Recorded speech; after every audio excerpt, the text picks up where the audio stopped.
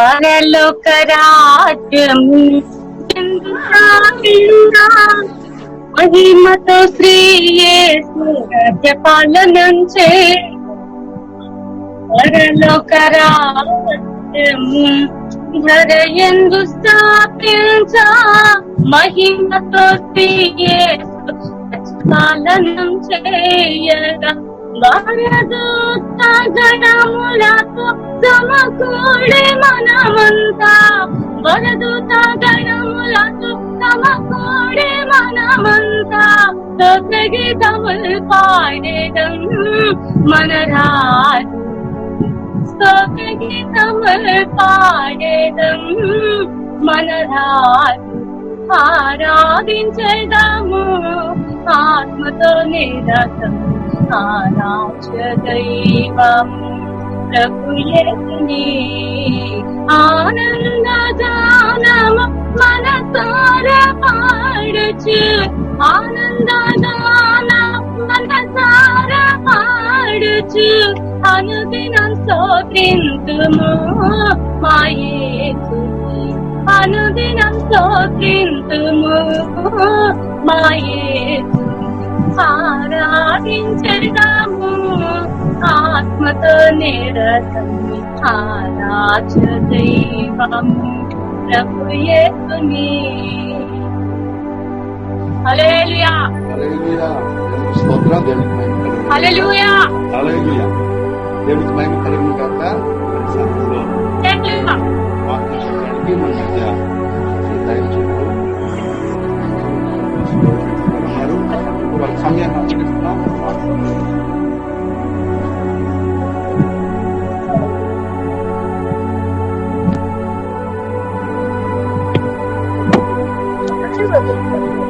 మరొకసారి దేవుని కృపను బట్టి మీ అందరి ముందుగా కూడుకుని దేవుణ్ణి ఆరాధించడానికి దేవుడు ఇచ్చిన అవకాశాన్ని బట్టి ఎంతో వందనాలు చెల్లిస్తున్నాం.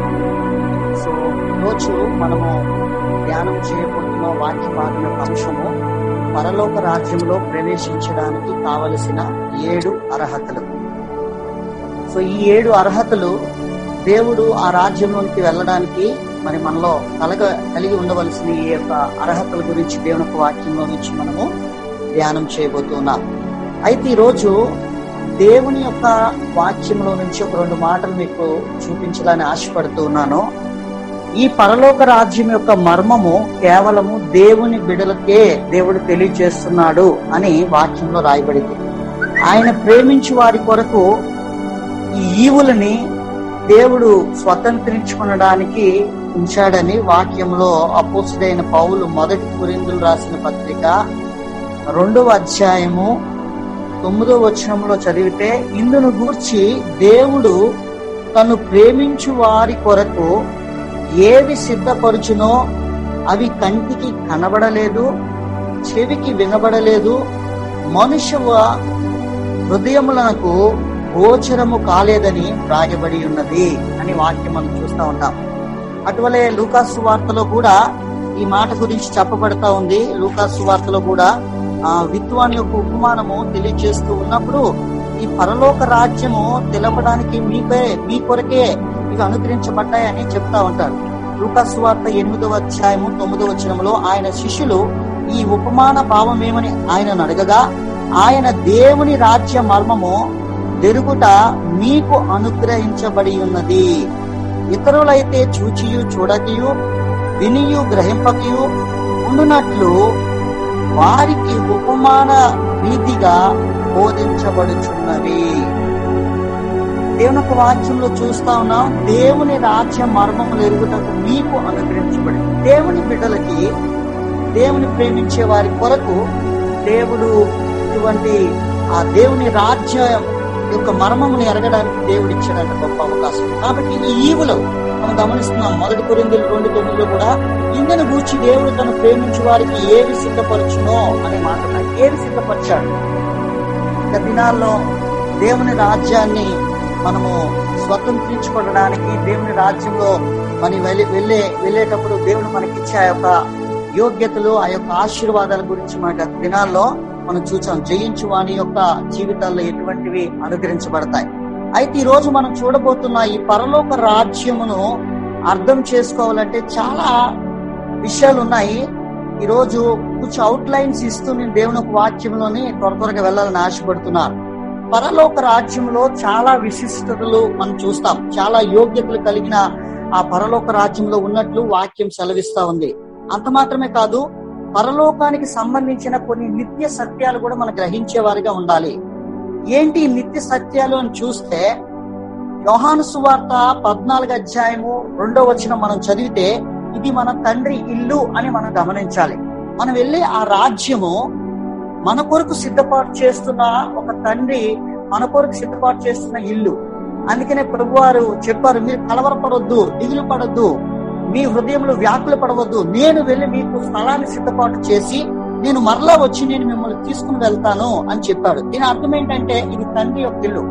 నా తండ్రి ఇంట అనేకమైన నివాసాలు కలవు అనే మాటని మనం గమనించాలి. ఇది ఒక నిత్య సత్యం. ఈ రోజుల్లో ఏ మనుష్యుడు, ఏ మతము, ఆ యొక్క భూమి మీద ఉంటున్న ఏ ఒక్కరు కూడా చెప్పలేని మాటలు ప్రభువారు నీకు నాకు తెలియచేసి వెళ్ళాడు. మనము ఒక గురి ఎరిగిన విశ్వాసులుగా ఉంటూ ఉన్నాము, గురి లేని విశ్వాసులుగా లేదు. మనకంటూ దేవుడు తన తండ్రి ఇంట ఇల్లు సిద్ధపాటు చేస్తున్నాడనే నిత్య సత్యం మనం ఎరగాలి. రెండవదిగా గమనిస్తే, హెబ్రీయులు రాసిన పత్రిక 11వ అధ్యాయము 10వ వచనంలో దేవుడే దీని నిర్మాణకుడు. హెబ్రీయులు రాసిన పత్రిక 11వ అధ్యాయము 10వ వచనము మనం చదివితే, దీనికి నిర్మాణకుడు ఎవరు అని మనం గమనిస్తే ప్రభువారై ఉన్నారు. 11వ అధ్యాయం 10వ వచనంలో చూస్తే, ఏలయనగా దేవుడు దేనికి శిల్పియు నిర్మాణకుడై ఉండెనో, పునాదులు గల ఆ పట్టణం కొరకు అబ్రహాము ఎదురు చూచుచుండెను అని చెప్తాం. కాబట్టి దీనికి నిర్మాణకుడు, దీనికి శిల్పి. దీన్ని ఎవరు చేస్తున్నారంటే, పరలోక రాజ్యాన్ని అంతా కూడా కాంట్రాక్ట్ అంతా ప్రభువే దీన్ని నిర్మాణకుడిగా ఉంటా ఉన్నాడు. బహుశా మనుషుడికి ఇస్తే, ఈ లోకంలో ఏదైనా కాంట్రాక్టర్కి ఏదైనా ఇస్తే అవకాశము, దాంట్లో ఎంతో కల్తీ అయిపోతుంది. అయితే మనం ముందే ఆ పరలోక రాజ్యాన్ని నిర్మించేవాడు ప్రభువే, దేవుడే దీనికి నిర్మాణకుడు అని వాక్యమును చూస్తా ఉన్నాం. రెండవ నిత్య సత్యము, మొట్టమొదటి నిత్య సత్యం ఏంటంటే, ఇది మన తండ్రి ఇల్లు అని మనం గమనించాలి. రెండవదిగా దేవుడే దీనికి నిర్మాణకుడు, దీన్ని శిల్పి, దాన్ని తయారు చేసేవాడు అంత నిర్మాణకుడు ప్రభువారే అయి ఉన్నారు. మూడవదిగా హెబ్రీయులు రాసిన పత్రిక 11వ అధ్యాయము 16వ వచనములో మనం చదివితే దేవుని యొక్క వాక్యములో, మరి ఇది అతి శ్రేష్టమైన దేశము అని రాయబడుతుంది. అయితే వారు మరి శ్రేష్టమైన దేశము. ఇది ఎంతో శ్రేష్టమైన దేశం. ఈ లోకంలో పాశ్చాత్య దేశములు, విదేశాల్లో వెళ్తున్నప్పుడు ఆ దేశాలు చూసి ఎంతో ఆశ్చర్యపోతూ ఉంటాం. అయితే ఈ దేశము మరి శ్రేష్టమైన దేశం అని రాయబడింది.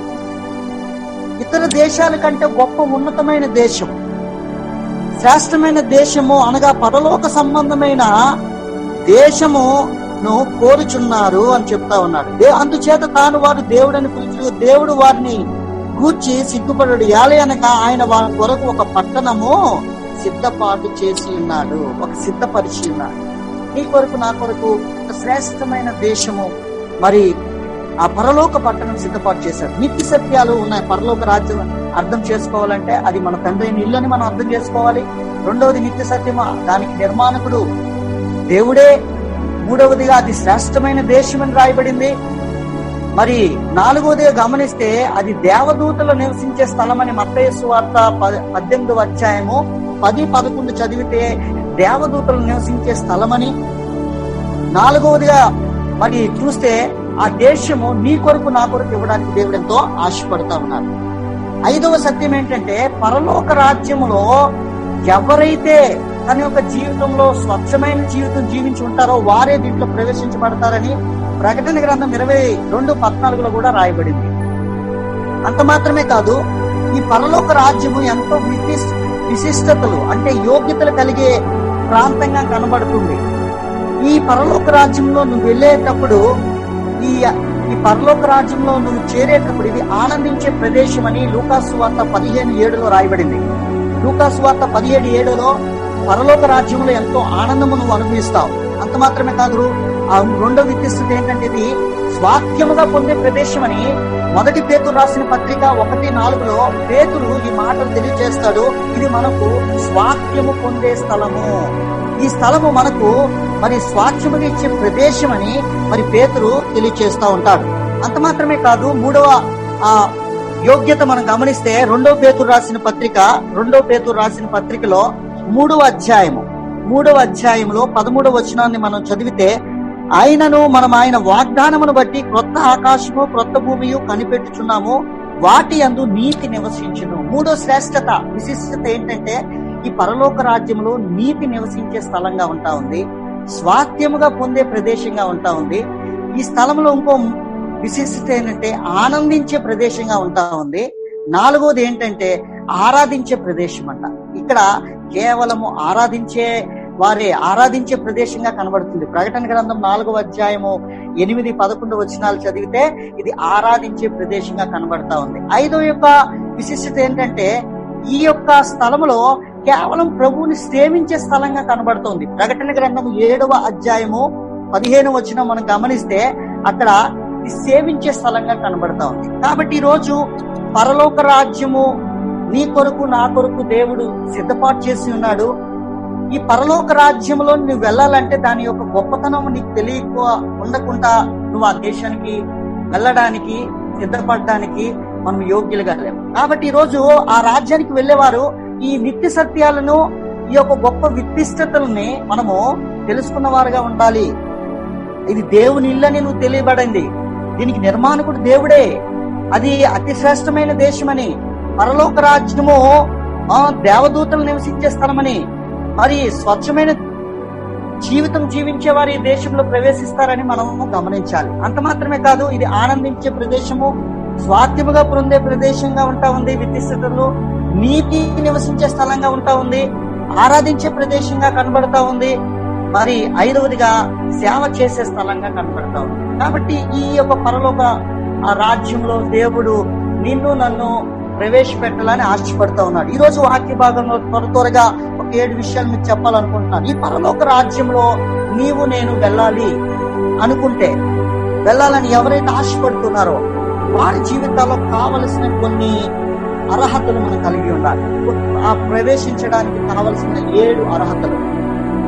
ఈ అర్హతలు ఎవరిలోనైతే ఉంటుందో వారు ఈ పరలోక రాజ్యాన్ని స్వతంత్రించుకునే వారుగా కనబడతా ఉన్నారు. కేవలం స్వతంత్రించుకునేవారు కాదు గాని ఆయనతో పాటు యుగాలు వరకు కూడా నివసించి ఆయనతో నివసించే స్థలముగా ఇది కనబడతా ఉంది. మొట్టమొదటి యొక్క లక్షణం 7 యొక్క అర్హతలు ఉన్నాయి. పరలోక రాజ్యంలో వెళ్ళాలంటే మొట్టమొదటిగా నీవు మారు మనస్సు, పశ్చాత్తాపము, నూతన జన్మ అనే అనుభవం కలిగి ఉన్నప్పుడు ఈ పరలోక రాజ్యంలో నీవు నేను ప్రవేశించగలవు. రెండవ యొక్క అర్హత ఆత్మలో దీనత్వం అనే స్వభావం కలిగి ఉన్నప్పుడు నీవి పరలోక రాజ్యంలోని ప్రవేశించగలవు.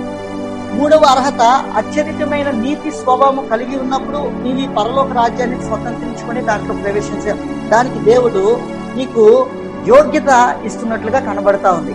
నాలుగవదిగా తండ్రి చిత్తం చేయువారే ఈ పరలోక రాజ్యంలో ప్రవేశిస్తారంట. ఐదవదిగా చిన్న బిడ్డ లాంటి మనస్సు లేకపోతే స్వభావము మార్పు పొందిన వారు మాత్రమే ఈ పరలోక రాజ్యంలో ప్రవేశించగలరని వాక్యం సెలవిస్తా ఉంది. ఆరవదిగా ధనాన్ని ప్రేమించకుండా పరలోకము కొరకే, దేవుని కొరకే ఈ ధనాన్ని ఎవరైతే ఈ లోకంలో ఉంటూ ఇన్వెస్ట్మెంట్ అంటే సమకూర్చుకుని దేవుని కొరకు సిద్ధపాటు చేస్తారో వారే ఈ పరలోక రాజ్యంలోనికి వెళ్తారు.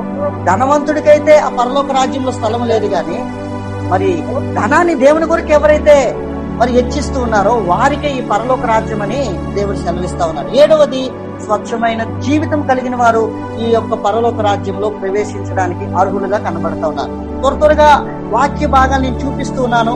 ప్రభు వారి లోకంలో ఉంటూ ఆ పరలోక రాజ్యంలో ఎవరు ప్రవేశిస్తారని స్వయంగా ప్రభు ఈ మాటలు తెలియజేశారు. చూడండి, యోహాను సువార్త 3వ అధ్యాయము 3వ వచనం. యోహాను సువార్త 3వ అధ్యాయము 3వ వచనం. మొట్టమొదటి స్వభావము పరలోక రాజ్యంలో ప్రవేశించడానికి కావలసిన మొట్టమొదటి యొక్క అర్హత ఏంటంటే కొత్తగా జన్మించే ఆ యొక్క వ్యక్తి మాత్రమే దీంట్లో ప్రవేశిస్తాడు. నికోదేము ప్రభు దగ్గరికి వచ్చి, ప్రభువా ఆ రాజ్యానికి వెళ్ళాలని నేను ఆశపడుతూ ఉన్నాను, నేను ఏమి చెయ్యాలి అని ప్రభువుని అడుగుతా ఉన్నాడు. కాబట్టి అడుగుతున్నప్పుడు ప్రభు అంటాడు, అందుకు యేసు అతనితో ఒకడు క్రొత్తగా జన్మిస్తేనే గాని అతడు దేవుని రాజ్యము చూడలేడని నీతో నిశ్చయముగా చెప్తున్నాను.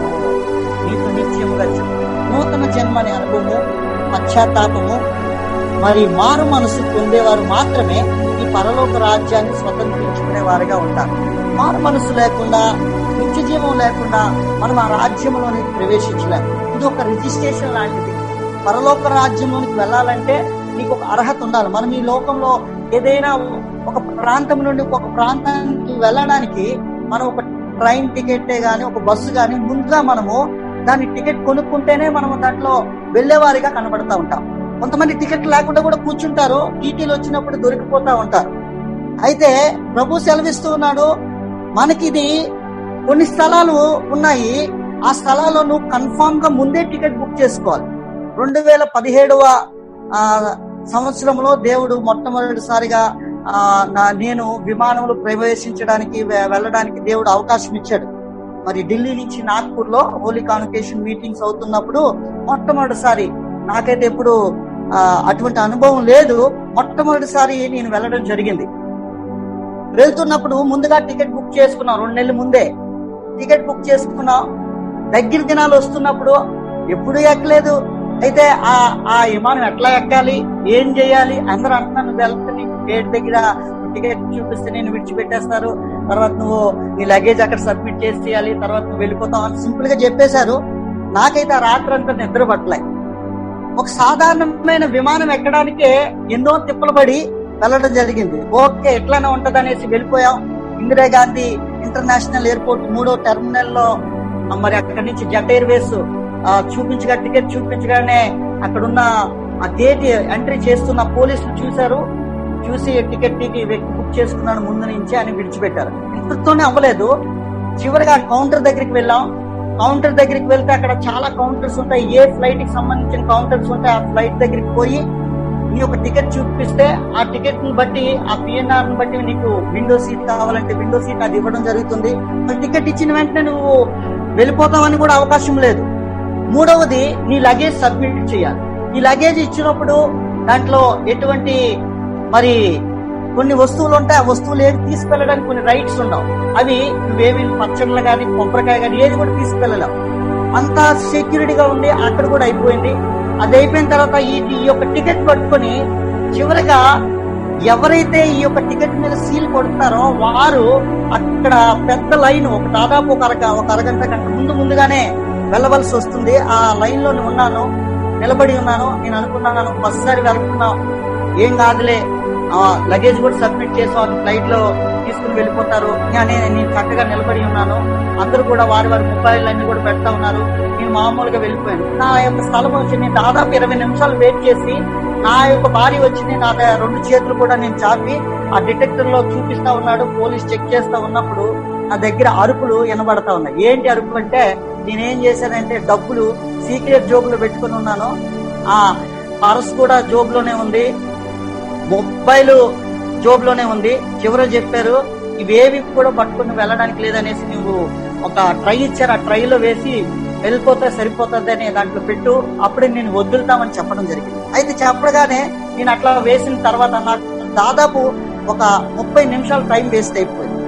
చెప్పే విషయం ఏంటంటే, ఒక లోక సంబంధమైన ఒక ప్రాంతం నుండి వేరే ప్రాంతానికి వెళ్ళడానికే నీకు ఎంత ఇబ్బందులు కలిగి ఉంటే, ఈ పరలోక రాజ్యానికి వెళ్ళడానికి మనం ఎంత సిద్ధపాటు కలిగి ఉండాలి. నాకు ఆ దినాన్ని అర్థమైంది, ఇది ఎంతో కఠినంగా ఉందనేసి. తర్వాత దినం నుంచి ఈసారి ఎప్పుడైనా వెళ్ళేటప్పుడు ముందు నుంచే ప్రిపేర్ అయిపోయి, ఒకసారి అనుభవం దొరికింది కదా, రెండోసారి మనం అటువంటి పనులు చేయకుండా త్వరగా వెళ్ళిపోవడం జరుగుతాం.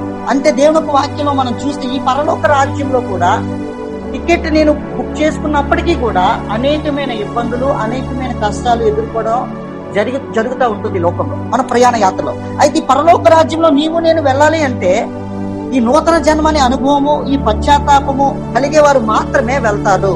లూకా సువార్త 15:7 మనం చదివితే దేవుని వాక్యంలో ఈ ఒక పాపి అంట రక్షణ పొందినప్పుడు పరలోకంలో ఎంతో సంతోషం జరుగుతుందంట. అటువలే మారు మనస్సు అక్కర్లేని 99 నీతిమంతుల విషయము సంతోషము కంటే మారు మనస్సు పొందు ఒక పాపి విషయమై పరలోకమందు ఎంతో ఎక్కువ సంతోషము కలుగుతుంది. కాబట్టి ఈ రోజు పశ్చాత్తాపము, మారు మనస్సు అనుభవం కలిగిన నా జీవితాలు ఎప్పుడైతే ఉంటాయో అప్పుడు ఈ పరలోక రాజ్యంలో వెళ్ళడానికి మనకు ఒక ఎంట్రన్స్ మనకు దొరుకుతూ ఉంటుంది. ఈ పరలోక రాజ్యంలో వెళ్ళాలంటే నూతన జన్మ అనుభవము, పశ్చాత్తాపము, మారు మనసు పొంది ప్రభు వైపు తిప్పబడి ప్రభుతో నీ జీవితం సమకూర్చబడుతున్నప్పుడు నీవు ఈ రాజ్యంలో ప్రవేశించడానికి అర్హుడిగా ఉంటా ఉన్నావు. రెండవది, ఆత్మలో దీనత్వం స్వభావం కలిగి ఉండాలి. వాక్యంలో మనం చూద్దాం, మత్తయి సువార్త 5:3 ఆత్మ విషయమై దీనులైన వారు ధన్యులు, పరలోక రాజ్యము వారిది. రెండో అర్హత ఏంటి అని చూస్తే, పరలోక రాజ్యము వెళ్ళడానికి రెండో అర్హత ఆత్మలో దీనత్వము స్వభావము మనం కలిగి ఉండే వారిగా ఉండాలి. ఎప్పుడైతే ఈ ఆత్మలో దీనత్వం మనలో ఉంటుందో అప్పుడు ఈ పరలోకాన్ని మనం స్వతంత్రించుకునే వారిగా ఉండాలి. దేవుని వాక్యంలో మోషే జీవితంలో మనం చూస్తాం. మోషే ఎంతో కోపస్తుడు, ఆయన ఎంతో దీనత్వం కలిగిన వాడిగా ఉన్నాడు. ఒక సమయంలో ఇజ్రాయేల్ ప్రజలు ఈ యొక్క వ్యతిరేకతను దేవుడు చూచి వీరందరినీ కూడా నేను చంపేస్తాను, వీరిని ఎవరిని కూడా కానాన్ దేశాన్ని పంపించను అని చెప్తున్నప్పుడు మోషే అంటాడు, ప్రభువా ఒకవేళ నువ్వు అట్లా చేస్తే నా పేరు దీంట్లో నుంచి తుడిచివేయి. తను ఎంతగా తగ్గించుకున్నాడు. ఒకవేళ తనలో తగ్గింపు లేకపోతే ఓకేనయ్యా నువ్వు నాశనం చేసే. మోషే అన్నాడు, నీ ద్వారా మరలా నేను ఒక సంతానాన్ని ఉత్పన్నం చేస్తాను అని చెప్తున్నప్పుడు ఎంతో సంతోషకరమైన విషయమేగా ఉండవచ్చు. కానీ ఆత్మలో దీనత్వం కలిగిన వ్యక్తిగా అంటున్నాడు, ఒకవేళ నువ్వు అట్లా చేస్తే జీవగ్రంథంలో నుండి మొట్టమొదటిగా నా పేరే తుడిచివేస్తే అని ప్రభువుతో చెప్తా ఉన్నాను. కాబట్టి ఈ రోజు నీ వాక్యంలో నా జీవితాల్లో ఆత్మ విషయమై దీనులైన వారు ఎవరైతే ఉంటారో, ఆత్మలో దీనత్వం కలిగిన వారు ఎవరైతే ఉంటారో వారి పరలోక రాజ్యంలో వారసులుగా కనబడతా ఉన్నారు. రెండవ యొక్క యోగ్యత మనం చూస్తాం, ఆత్మలో దీనత్వం. ఈ రోజు నీ దీనత్వము చూచే మరి ప్రభు వారిని ఆ రాజ్యాన్ని స్వతంత్రించుకునే వారిగా దేవుడు మరి అవకాశం ఇస్తూ ఉన్నాడు. పశ్చాత్తాపము, మారు మనస్సు, నూతన జన్మనము కలిగి ఉంటే మనం ఈ రాజ్యంలో ప్రవేశించే వారిగా ఉన్నాం. మొట్టమొదటిగా. రెండవదిగా ఆత్మలో దీనత్వ స్వభావం కలిగి ఉండాలి. మూడవదిగా గమనిస్తే అత్యధికమైన నీతి స్వభావం కలిగి ఉండాలంట. చూడండి దేవుని వాక్యంలో నుంచి మత్తయి సువార్త 5:20 మత్తయి సువార్త 5:20 శాస్త్రుల నీతి కంటేను పరిసయ్యుల నీతి కంటేను మీ నీతి అధికము కాని ఎడల మీరు పరలోక రాజ్యంలో ప్రవేశింపనేరని మీతో చెప్పుచూ ఉన్నాను. మూడో యొక్క అర్హత పరలోక రాజ్యంలో ప్రవేశించడానికి అత్యధికమైన నీతి స్వభావం కలిగి ఉండాలి. ఈ అత్యధికమైన నీతి స్వభావం ఎట్లా? శాస్త్రుల కంటేనో పరిసయ్యుల కంటేనో మీ నీతి అధికముగా ఉండాలి. శాస్త్రుల నీతి, పరిసయ్యుల నీతి ఎటువంటిదంటే కనపరుచుకునే నీతి. వారి నీతి ఎప్పుడు కూడా డంబముగా కనబడుతా ఉంది. వారి నీతి మనుషులకి చూపించుకునే విధంగా ఉంటా ఉంది. మత్తయి సువార్త 6 శాస్త్రులు పరిసయ్యులు నీతి కార్యాలు చేస్తున్నప్పుడంట ఏమంటున్నారంట? ఆ ధర్మ కార్యాలు చేస్తూ ఉన్నప్పుడు మనుషులు ఎదుట కనబడవాలని చేస్తూ ఉన్నారంట. అయితే ఈ రోజు నీ నీతి నా నీతి ఎట్లా ఉండాలంట? శాస్త్రుల కంటేనో పరిసయ్యుల కంటేనో మన నీతి కలిగి ఉండాలి. మన నీతి ఏదో పూర్వీకుల ద్వారా జనరేషన్ ద్వారా రాలేదు. శాస్త్రులు నీతులు, శాస్త్రి యొక్క నీతి, శాస్త్రుల యొక్క నీతి, పరిశీల యొక్క నీతిని మనం గమనిస్తే వాళ్ళు ఏమాత్రమైన కదిపితే, ఏమాత్రమైన వాళ్ళు అడిగితే ఏమంటారంటే నేను అబ్రహాము సంతానం అంటారు. మేము మోషే ద్వారా ధర్మశాస్త్రం ఇవ్వబడ్డది, మేము సున్నతి పొందిన వారమే, అబ్రహాము ద్వారా అబ్రహాం సంతానంలో నుంచి వచ్చిన వారిగా ఉంటా ఉన్నాం. కాబట్టి వారి నీతి ఎట్లా ఉందంట? త్రూ దేర్ ఫోర్ ఫాదర్స్ అంటే అర్థం ఏంటంటే వాళ్ళ యొక్క పూర్వీకులైన తల్లిదండ్రుల ద్వారా వచ్చే నీతి ద్వారా వాళ్ళు బతుకుతా ఉంటారు. ఈ రోజు కూడా నీ తండ్రి ద్వారా మాకు కొంతమంది యవనస్తులు చూస్తున్నప్పుడు తండ్రులు బాగా సంపాదిస్తే ఆ యొక్క సంపాదన ద్వారా నా తండ్రి ద్వారా నాకు వచ్చింది, నా ద్వారా నా పిల్లలకి అని జనరేషన్ పై వెళ్ళిపోతా ఉంటారు. కాబట్టి ఈ నీతి అనేది ఎట్లా ఉండాలంట? శాస్త్రుల వలె ఉండకూడదు, పరిశీల వలె ఉండకూడదు. మన నీతి అంట వారికంటే అత్యధికంగా ఉండాలి. మన నీతి ఎట్లా వచ్చింది? కేవలము విశ్వాసం మూలంగా మన నీతి వచ్చింది. రోమిలు రాసిన పత్రిక 5వ అధ్యాయం 1వ వచనంలో విశ్వాస మూలముగా మీరు నీతిమంతులయ్యారు. ఇదే 5వ అధ్యాయంలో 6 నుంచి 9 వచనాలు చదివితే, by the blood of Jesus we are the righteous person, by faith we are righteous person. Yesu Kristu ద్వారా మీరు నీతిమంతులుగా తీర్చబడ్డారు అని వాక్యం సెలవిస్తాం. ఈ నీతి ఎట్లా వచ్చిందంట? మనకి ప్రభు రక్తం చిందించారు.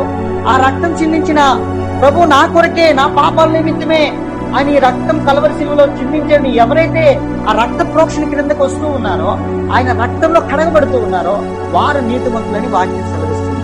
ఎవరైతే ప్రభువు మీద విశ్వసించారో వారు నీతిమంతులని రోమీయులకు రాసిన పత్రిక మరి 1వ వచనం. అబ్రహాం జీవితంలో యాకోబు రాసిన పత్రిక 4వ అధ్యాయం 11వ వచనంలో కూడా మనం గమనిస్తే అక్కడ కూడా ఈ మాటలు సెలవిస్తూ ఉన్నారు. అబ్రహాము దేవుని యందు విశ్వసించెను, అతడు నీతిగా ఎంచబడిన, నీతి వారి యొక్క లెక్కలలో చేర్చబడ్డాడు, నీతిమంతుల లెక్కలలో. కాబట్టి ఈ రోజు నీవు నేను విశ్వసిస్తే, నీవు నేను ఆ రక్త ప్రోక్షణ క్రింద వస్తే నీ నీతి నా నీతి అధికమవుతుంది. మన నీతి శాస్త్రుల కంటే పరిసయ్యుల కంటే అత్యధికంగా ఉండాలంట.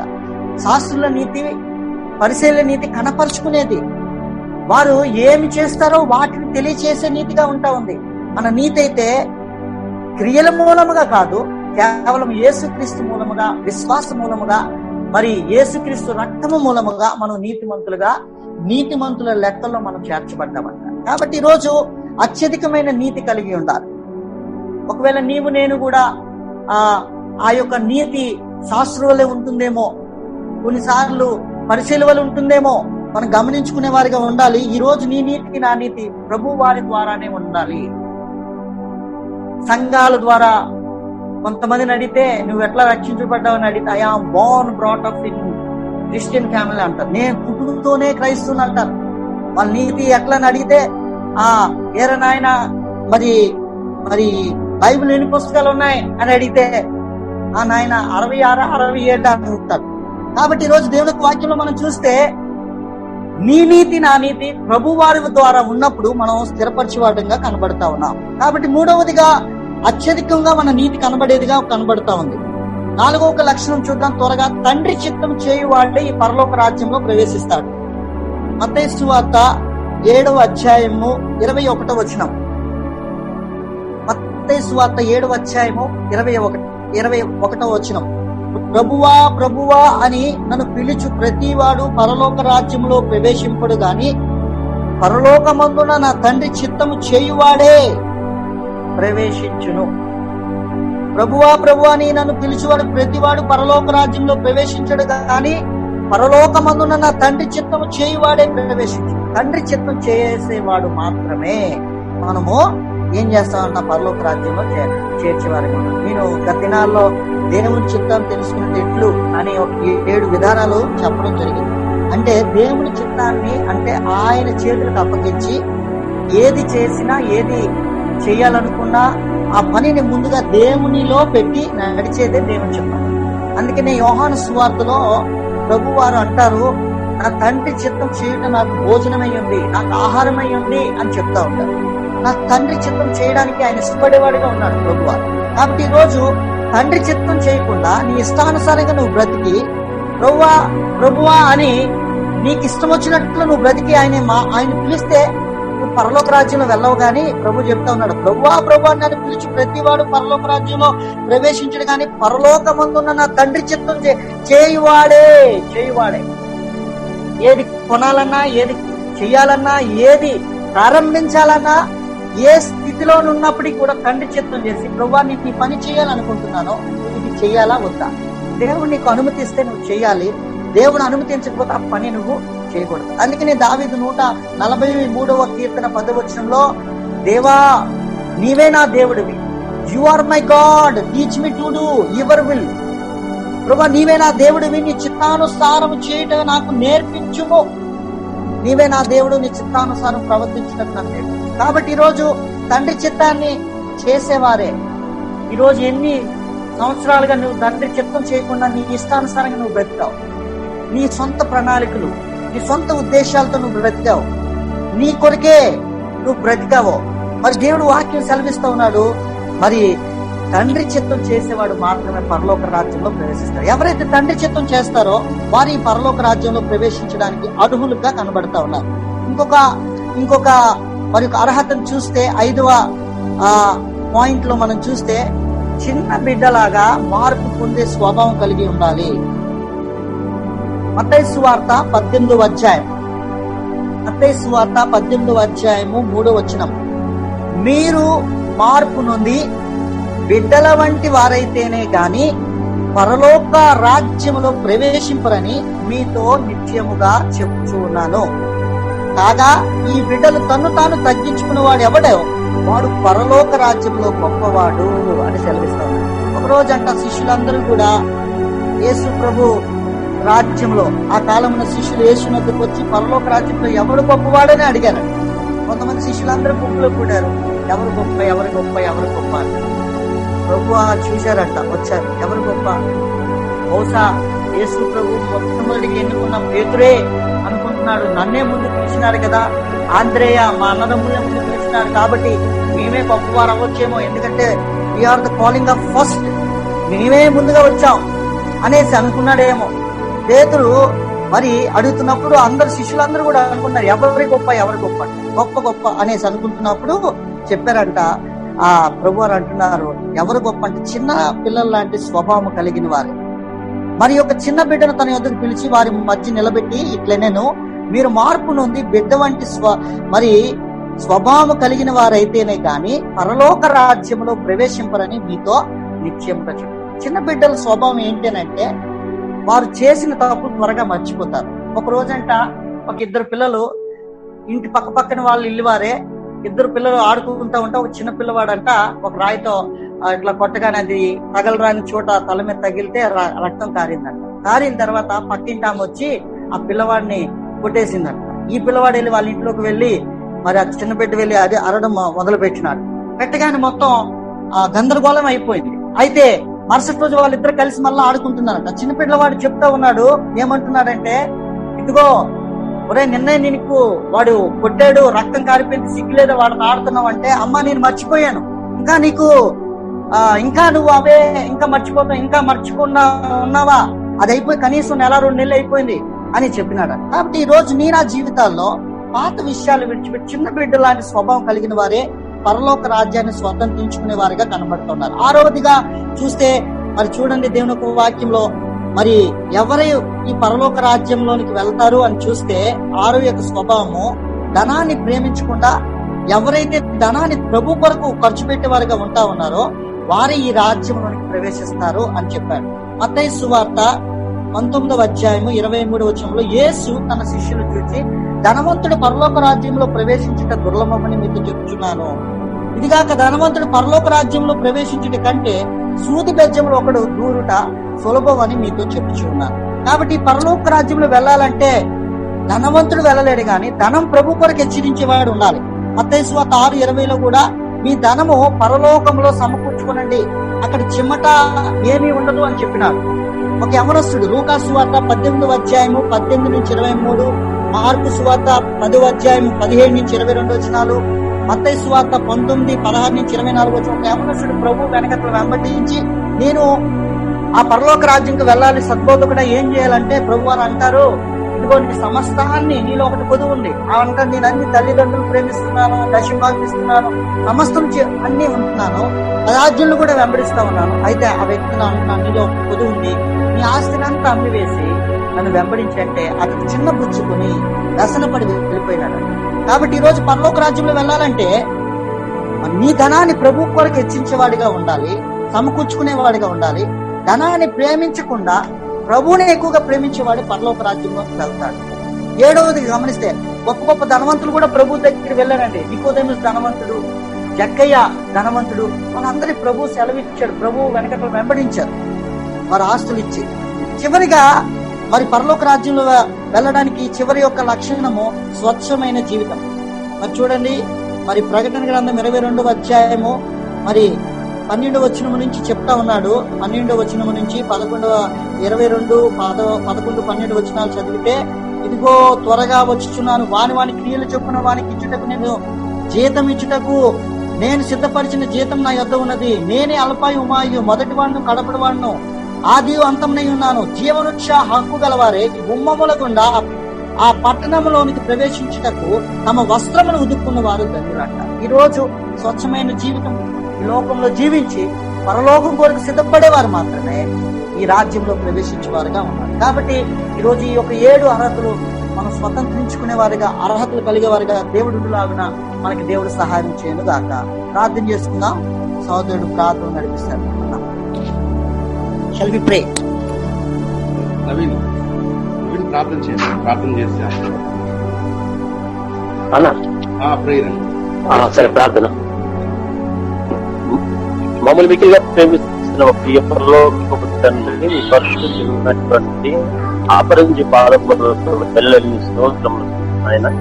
ఈ సమయంలో తండ్రినైనా పరలోక రాజ్యంలో అయా మేము వెళ్ళడానికి మాకున్నటువంటి అర్హతలు, ఆ 7 అర్హతల గురించి తండ్రి నైనా మీ దాసుల ద్వారా మీరు మాతో వివరించిన విధానం బట్టి వందనాలు. పశ్చాత్తాపం, నూతన జన్మ అనుభవం కలిగి ఉండాలని, అయ్యా ఆత్మలో దీనత్వం స్వభావం కలిగి ఉండాలని, అత్యధికమైనటువంటి అయ్యా నీతి మేము కలిగి ఉండాలని, మీ చిత్త ప్రకారం ఎదుటి వారుగా ఉండాలని, చిన్న బిడ్డలాగా మారు మనసు పొంది క్షమించే స్వభావం ఉండాలని, ధనాన్ని ప్రేమించుకున్న స్వచ్ఛమైన జీవితం మాలో ఉంటే అయా మేము నేరుగా పరలోక రాజ్యానికి అనుకూలం అవుతామనే విషయాన్ని మీరు మాతో మాట్లాడిన విధానం బట్టి స్తోత్రాలు. దర్శించండి ఆయన. వ్యాసుని ఎత్తిపట్టండి, బలమైన ఆయుధంగా మీరు వాడుకోండి. ఉన్నతమైన ఆత్మీయ శక్తులను కూడా మీరు ఎక్కించి మహిళ పొందమని జీవ తండ్రి కూడా వచ్చి మీరందరినీ దీవించి ఈ లైవ్ లో ఉన్నటువంటి వారందరూ ఈ వాక్యాన్ని నెమరు వేసుకొని ఆ ప్రకారంగా ఉన్నామా లేదని పరీక్షించుకొని ఆ ప్రకారంగా మారేటువంటి కృప అనుగ్రహించమని, తద్వారా పరలోక రాజ్యంలో మాకంటూ ఒక స్థానాన్ని సంపాదించుకునే కృపను అందరికీ దయచేయమని యేసు నామంలో ప్రార్థన చేయించున్నాము తండ్రి. ఆమేన్. మన ప్రభు అయినటువంటి యేసుక్రీస్తు యొక్క కృపయు, పరమ తండ్రి దేవుని యొక్క ప్రేమయు, పరిశుద్ధాత్మ దేవుని నిత్యమైన సహవాసం సదాకాలము సమస్త పరిశుద్ధపడి